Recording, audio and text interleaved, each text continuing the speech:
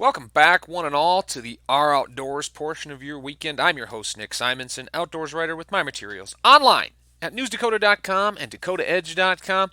Great to be with you here as we sort of pushed pause on spring. We had a wonderful March. I find myself asking for March weather, which I don't think has ever happened before. But when you're out there on the water, those 50 and 60 degree days have been replaced by 25, 35, 45 degrees in rain, sleet, and snow. So definitely a sharp, sudden shift in the conditions we were experiencing. But a lot of folks are getting out there and having a ton of fun.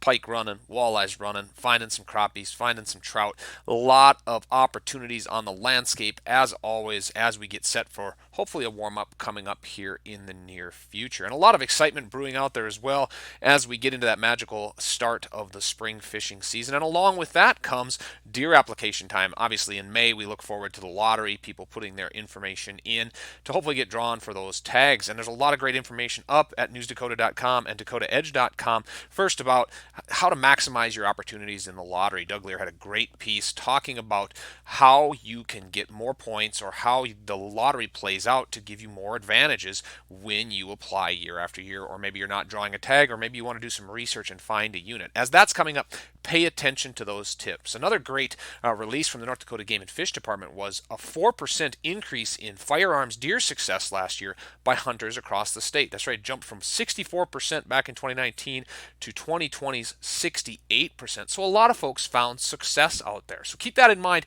as we get ready for the lottery portion of your deer season. Obviously, very early to be talking about deer, but we love to do it anyways. But we'll get back to the topic of fishing, talking with BJ Kratz, the fisheries supervisor for the North Dakota Game and Fish Department in the southeastern district of North Dakota. He has what's happening on the landscape and in the waters in the area around us. That's coming up right after the break.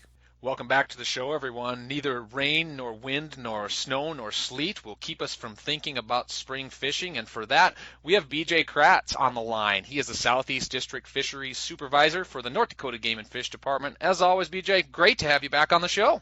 Yeah, thanks, Nick. Good to be here. Yeah, it's fantastic to have that insight as we're looking at the fisheries around southeastern North Dakota. Looking ahead to 2021 and the open water season, how are the lakes and rivers shaping up in your region? Well, pretty good. It's quite a difference from last spring. We're down in water a little bit, probably 12 to 18 inches on the average on a lot of our places. There isn't much for flows in the rivers this year simply because of the lack of runoff in general, but we've been in a lot worse shape for this time of year in years past, so I'm optimistic about the summer. Sure, and that's good to know going forward that things are still sitting pretty good. Have you seen anything in terms of winter kill on the lakes around the southeastern district? We really haven't, and I guess you'd kind of expect that for the mild winter that we've had, but basically only really one small impoundment where we observed a few dead fish here a few weeks back as the ice came off. We had a couple that were getting close to that area where you have to wonder about it, but overall we came through the winter very well, and our lakes are as full of fish as they were last fall. That's good to hear. They're still swimming out there. And you referenced it earlier with those water levels dropping from almost historic highs back in 2019. Do you have concern on those lower rivers regarding spawn of fish like northern pike, which are probably wrapping up, and maybe walleyes coming up in the next week or so? Any concerns at all about natural reproduction?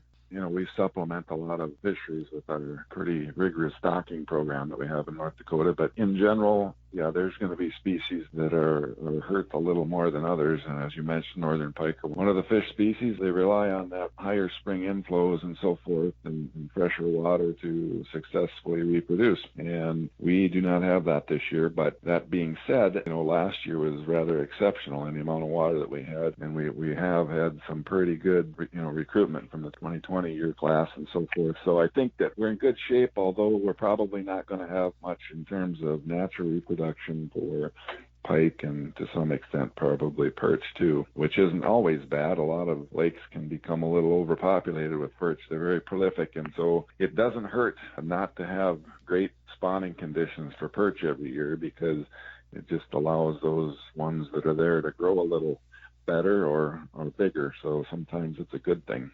Talk about that stocking. Obviously, that helps fuel a lot of those smaller fisheries, those slough-type fisheries. How does stocking, particularly of walleye, factor into the southeastern district? Right. Well, it's pretty important. This year, basically, we've had a record walleye request for the state in general. And I think all districts, the whole part of the state had higher requests than they typically do. And it got to the point actually where we had to scale back a little bit, which is the first time in a long time. So that being said, we had a few exceptional years, the last several, and a lot of our lakes that we scaled back on a little bit to facilitate the numbers that the hatcheries can produce. Will probably be in just fine shape just because we've had pretty good recruitment through the years. But yeah, the stocking program, obviously, in a lot of our smaller lakes and impoundments where natural reproduction doesn't occur very often, is really important to keeping those walleye fisheries up and running. We're talking with BJ Kratz, Southeast Fisheries District Supervisor for the North Dakota Game and Fish Department.